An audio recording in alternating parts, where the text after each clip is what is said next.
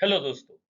आज हम लेके आए हैं from telecom titans to survival mode का दूसरा और अंतिम भाग। चैप्टर वन में हमने देखा कैसे जियो की एंट्री ने भारतीय टेलीकॉम इंडस्ट्री का पूरा बिजनेस मॉडल बदल दिया। हमने समझा मर्जर से पहले का बाजार, वोडाफोन और आइडिया की स्थिति, उनका मिलना और फिर एजीआर का वो फैसला जिसने पूरे सेक्टर को हिलाकर रख दिया। लेकिन चैप्टर वन कहानी का अंत नहीं था, वह तो सिर्फ शुरुआत थी। चैप्टर टू में हम उस दौर में प्रवेश करते हैं जहां वोडाफोन आइडिया के सामने अब सवाल ग्रोथ का नहीं बल्कि जिंदा रहने का था।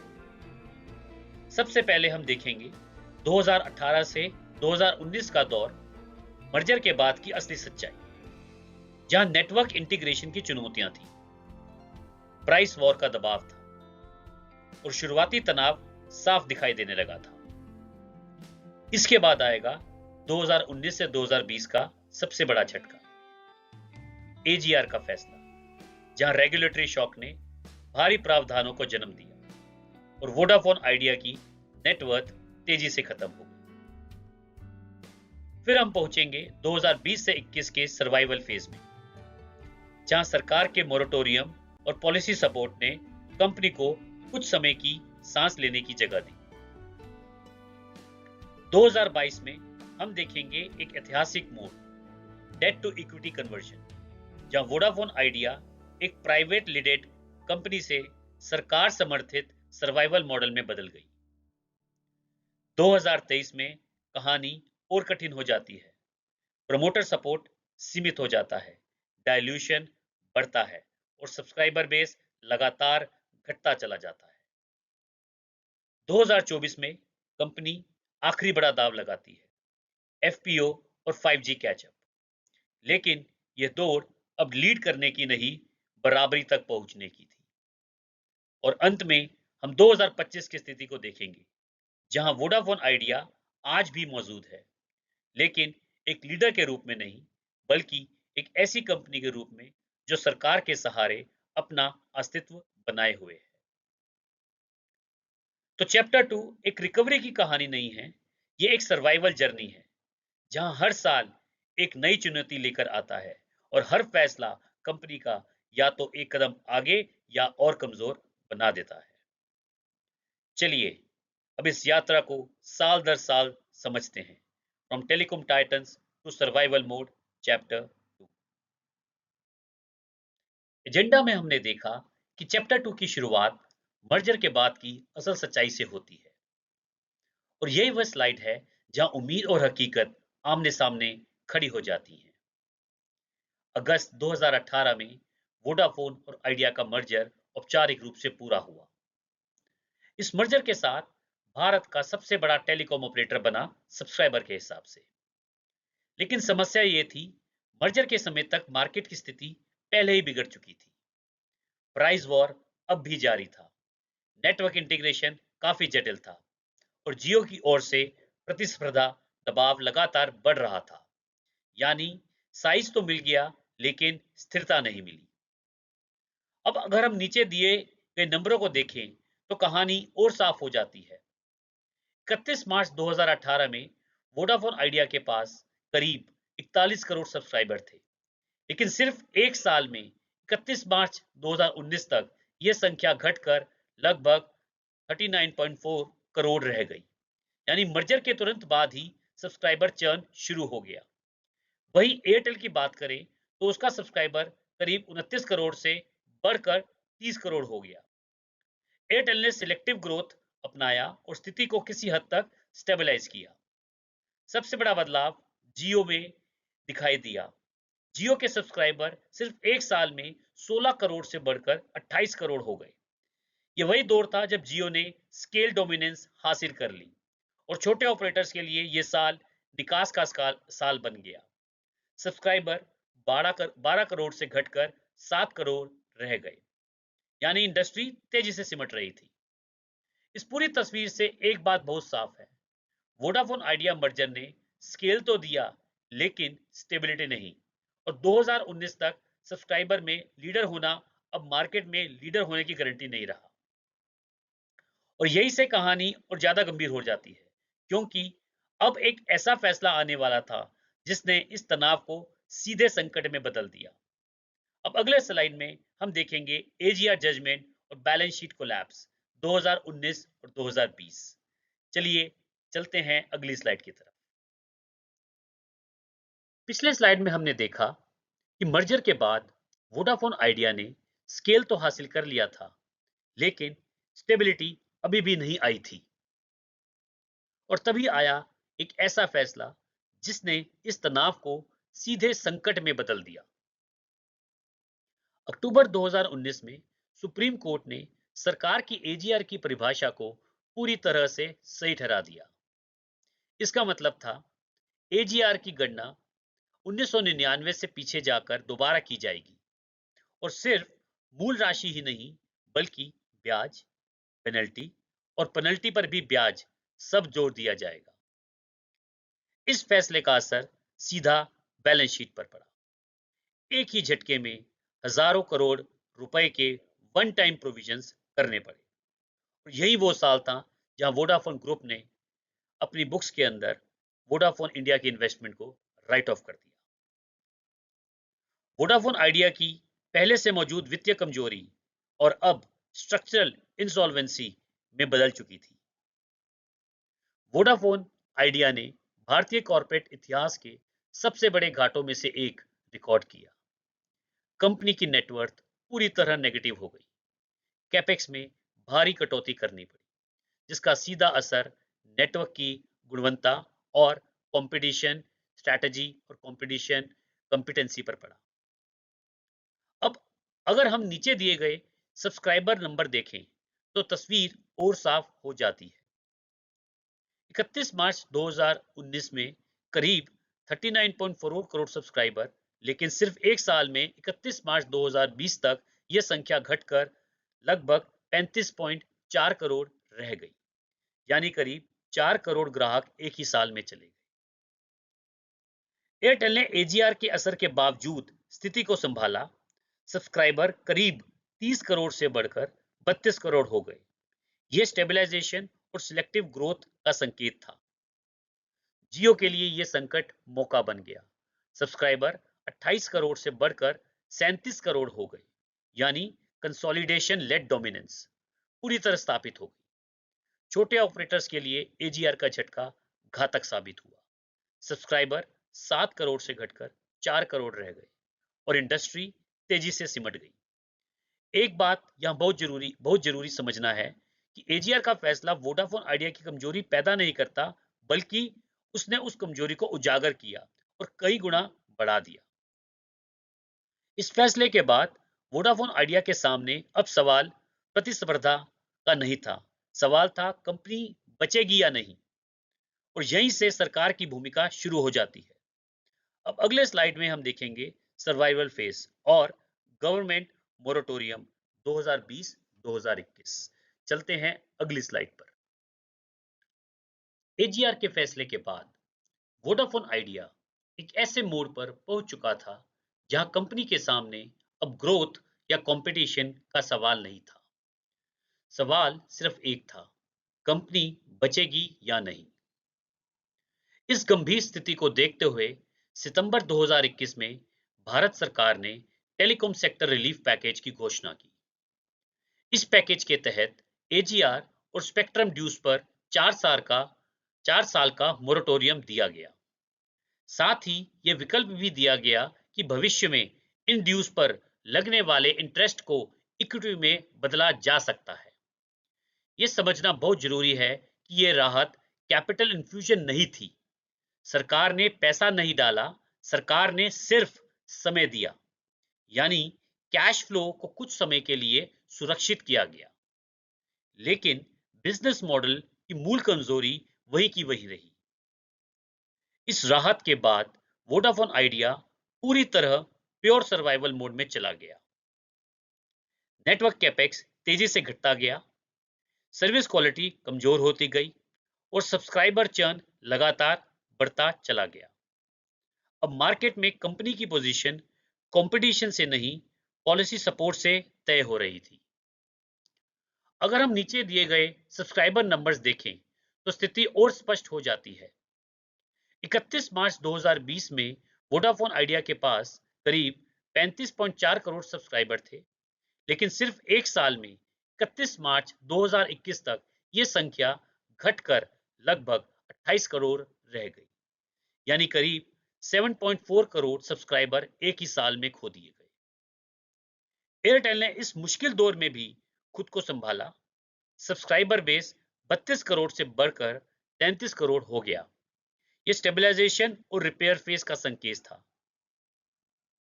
जियो के लिए ये दौर और मजबूती लेकर आया।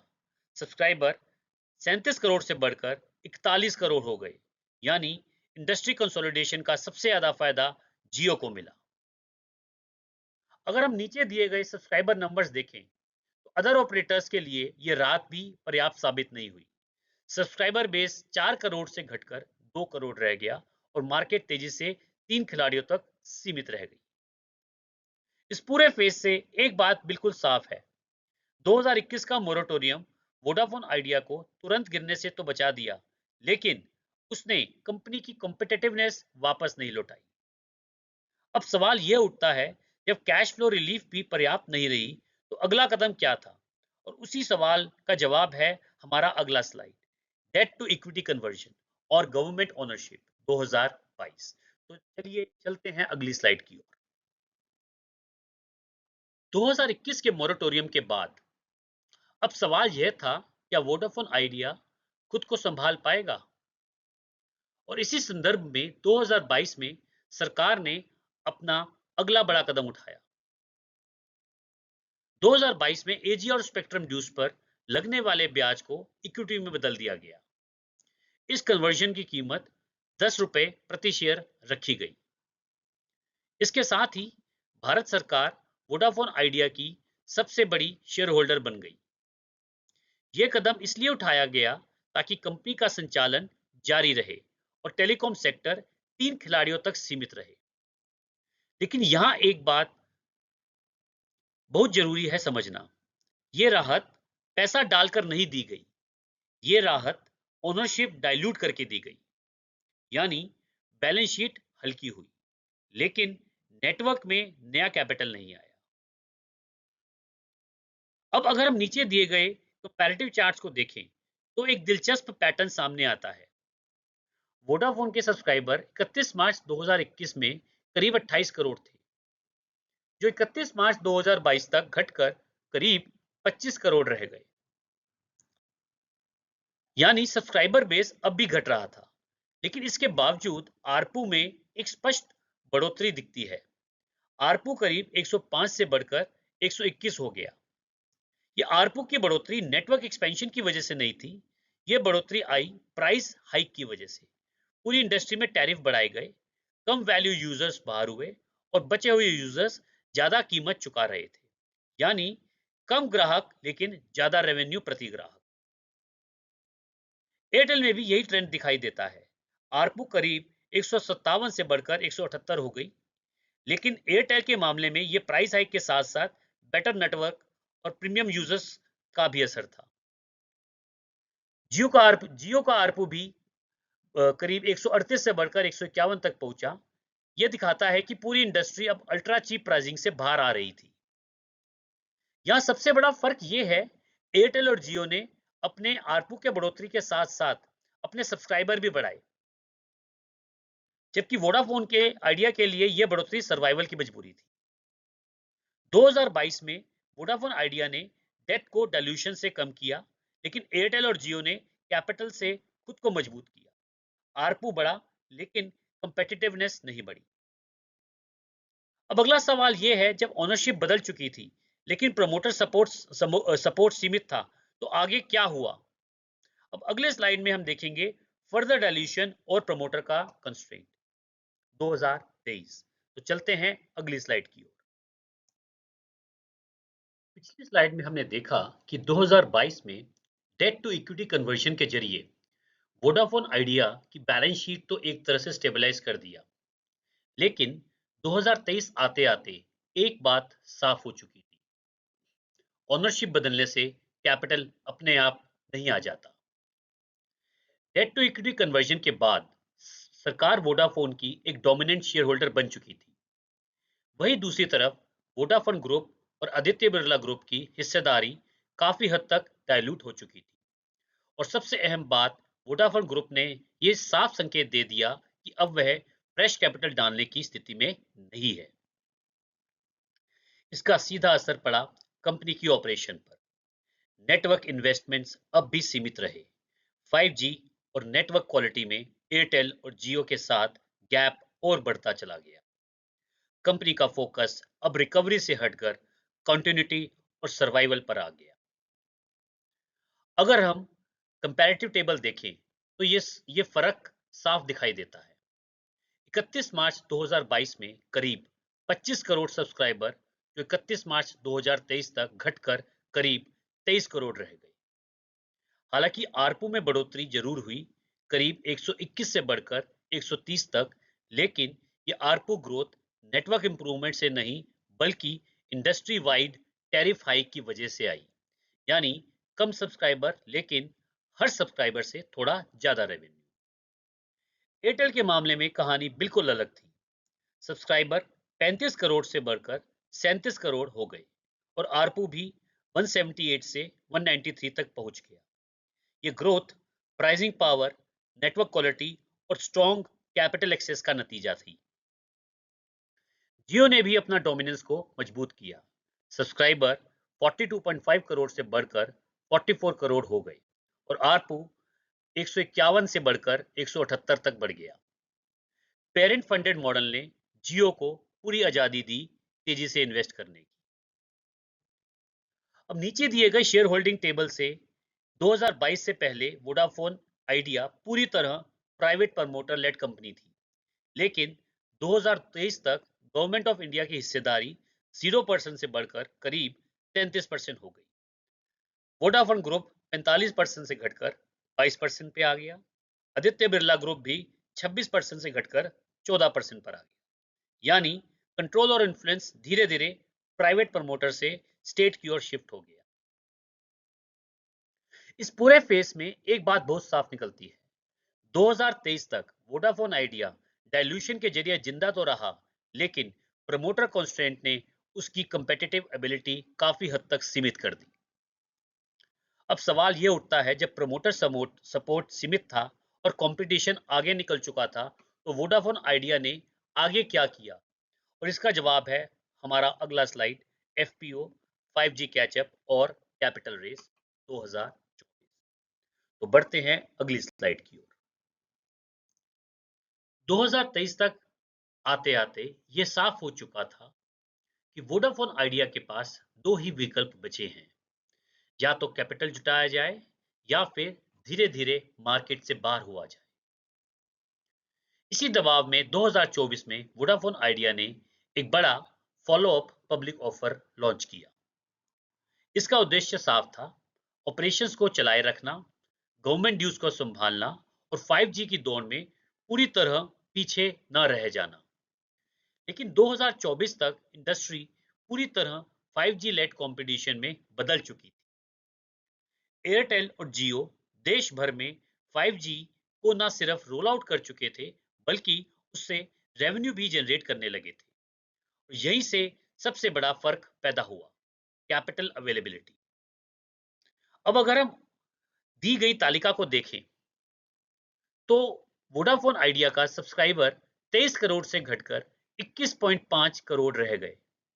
यानी सब्सक्राइबर बेस अब भी सिकुड़ रहा था, लेकिन आरपू 130 से बढ़कर 145 तक पहुंच गया।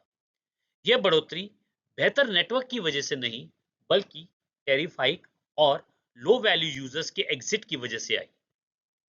5G रोल आउट अब भी सिलेक्टिव था और एफपीओ पर निर्भर था। एयरटेल के लिए 2024 ग्रोथ का साल था। सब्सक्राइबर 37 करोड़ से बढ़कर 38.5 करोड़ हो गए और आरपू 193 से बढ़कर 208 तक पहुंच गया। स्ट्रॉन्ग कैश फ्लो ने एयरटेल को pan India 5G roll out और मोनेटाइजेशन की पूरी ताकत दी। जियो ने अपनी बढ़त को और मजबूत किया। सब्सक्राइबर 44 करोड़ से बढ़कर 46 करोड़ हो गए। आरपू भी 178 से बढ़कर 205 तक पहुंच गया।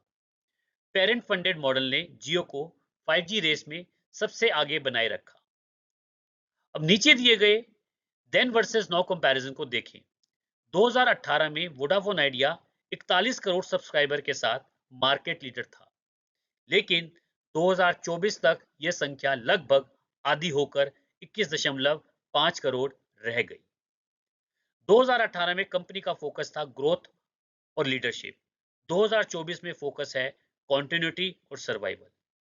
2024 में वोडाफोन ने जिंदा रहने के लिए कैपिटल जुटाया, जबकि एयरटेल और जियो ने आगे निकलने के लिए कैपिटल निवेश किया। यही है सर्वाइवल और लीडरशिप के बीच का फर्क। अब सवाल यह है, 2024 के बाद ये कहानी कहां पहुंचती है? क्या वोडाफोन आइडिया इस सर्वाइवल मोड से बाहर निकल पाएगा, या फिर यही उसकी नई पहचान बन जाएगी? अब आखिरी स्लाइड में हम देखेंगे सर्वाइवल स्टेट, गवर्नमेंट स्टेक और फ्यूचर आउटलुक 2025। हम अब इस कहानी के सबसे महत्वपूर्ण मोड़ पर पहुंच चुके हैं।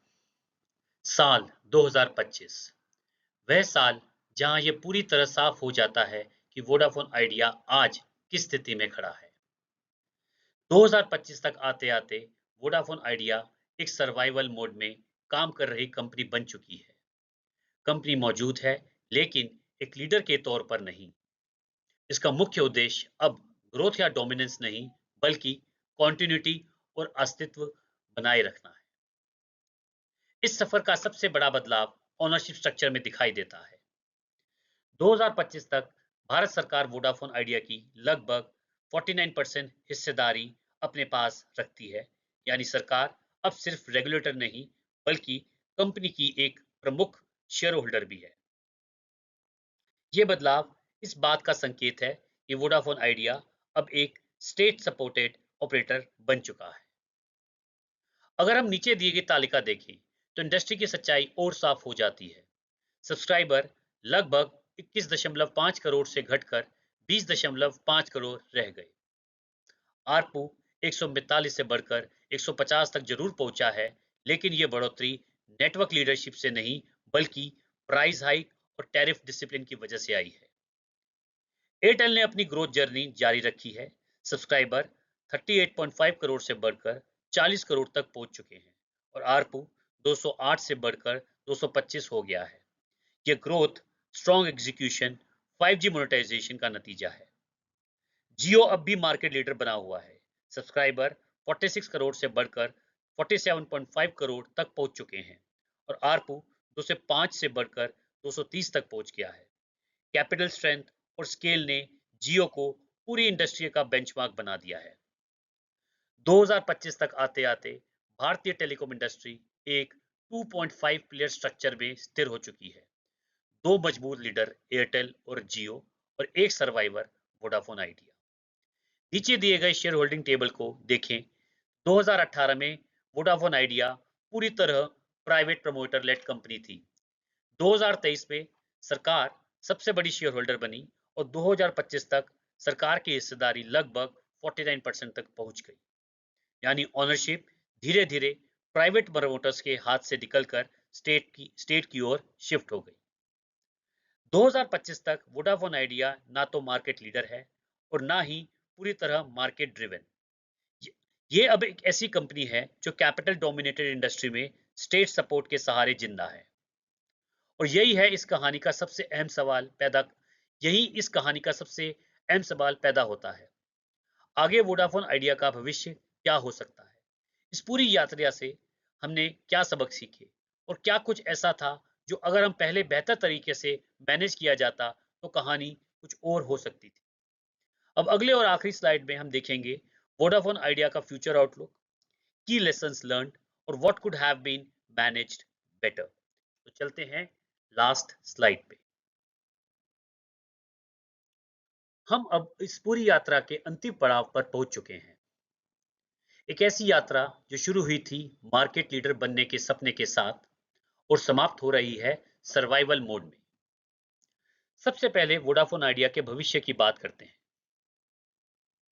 आने वाले समय में वोडाफोन आइडिया से तेज ग्रोथ या डोमिनेंस की उम्मीद करना मुश्किल है। कंपनी का संचालन अब भी सर्वाइवल मोड में ही जारी रहने की संभावना है, जहां सरकार की इक्विटी पार्टिसिपेशन, पॉलिसी रिलीव्स और रिस्ट्रक्चरिंग मैकेनिज्म मुख्य सहारा बने रहेंगे। एयरटेल और जियो की तुलना में वोडाफोन आइडिया की कंपेटिटिव पोजीशन अब भी स्ट्रक्चरली कमजोर बनी रहेगी। 5G में इसकी मौजूदगी सिलेक्टिव और कैपिटल डिपेंडेंट रहेगी, ना कि लीडरशिप ड्रिवन। आरपू में धीरे धीरे सुधार हो सकता है, लेकिन जब तक नेटवर्क में लगातार और पर्याप्त कैपिटल इन्वेस्टमेंट नहीं होती, तब तक सब्सक्राइबर बेस का अर्थपूर्ण तरीके से बढ़ना काफी मुश्किल है। लंबी अवधि में तीन संभावनाएं सामने आती हैं। बेस केस में वोडाफोन आइडिया एक छोटा लेकिन जरूरी ऑपरेटर बना रहेगा, जो मार्केट कॉन्टिन्यूटी बनाए रखेगा। अपसाइड सिनेरियो में, जो कि लो प्रोबेबिलिटी है, अगर बड़ा कैपिटल इन्फ्यूजन और एग्जीक्यूशन टर्नअराउंड होता है तो स्थिति कुछ बेहतर हो सकती है। और डाउनसाइड रिस्क में, अगर नेटवर्क इन्वेस्टमेंट और पीछे रह गया तो सब्सक्राइबर इरोजन और तेज हो सकता है। कुल मिलाकर वोडाफोन आइडिया का भविष्य डोमिनेंस का नहीं, कॉन्टिन्यूटी का है। अब हम बात करते हैं की लेसन्स लर्न के बारे में। अब सवाल यह है, इस पूरी कहानी से हमने क्या सीखा? सबसे बड़ा सबक, सिर्फ बड़ा होना जिंदा रहने की गारंटी नहीं देता। सबसे ज्यादा सब्सक्राइबर होने के बावजूद वोडाफोन आइडिया रेजिलेंस नहीं बना पाया। टेलीकॉम जैसे सेक्टर में कैपिटल स्ट्रेंथ और कैश फ्लो स्केल से ज्यादा महत्वपूर्ण होते हैं। मर्जर का समय भी एक बड़ा कारण रहा। जब मर्जर हुआ, तब तब तक इंडस्ट्री की इकोनॉमिक्स पहले ही बिगड़ चुकी थी और प्राइस वॉर के बीच इंटीग्रेशन ने एग्जीक्यूशन रिस्क को और बढ़ा दिया। एजीआर कोई सामान्य रेगुलेटरी इवेंट नहीं था। वह एक ऐसा फैसला था जिसने बैलेंस शीट को पूरी तरह रीडिफाइन कर दिया। रेगुलेटेड सेक्टर में काम करने वाली कंपनियों को वर्स्ट केस पॉलिसी आउटकम के लिए तैयार रहना ही पड़ता है। टेलीकॉम धीरे धीरे एक high capex technology led utility business बन गया। वही खिलाड़ी बचे जिनके पास लगातार कैपिटल तक पहुंच थी। सरकारी मदद ने वोडाफोन आइडिया को गिरने से बचा लिया, लेकिन कंपेटिटिवनेस बिना कैपिटल और एग्जीक्यूशन के वापस नहीं लाई जा सकती। अब हम बात करते हैं कुछ अहम सवाल, कुछ ऐसे चीजें अगर जिसको बेहतर किया जाता तो शायद ये सिचुएशन ना होती। अब सबसे अहम सवाल, क्या कुछ ऐसा था जो बेहतर तरीके से मैनेज किया जा सकता था? अगर एजीआर क्रिस्टलाइजेशन से पहले प्रोएक्टिवली इक्विटी रेस की जाती और डेट पर निर्भरता कम रखी जाती तो शायद बैलेंस शीट इतनी कमजोर ना होती। मर्जर के बाद नेटवर्क इंटीग्रेशन और कैपेक्स प्रायोरिटाइजेशन और तेज हो सकती थी। 4G से 5G की ट्रांजिशन के लिए क्लियर रोड मैप पहले से तैयार हो सकता था। Towers, fibre, non core assets को पहले मोनेटाइज किया जा सकता था। लंबे प्राइस वॉर में उतरने से पहले लिक्विडिटी बफर और मजबूत हो सकता था।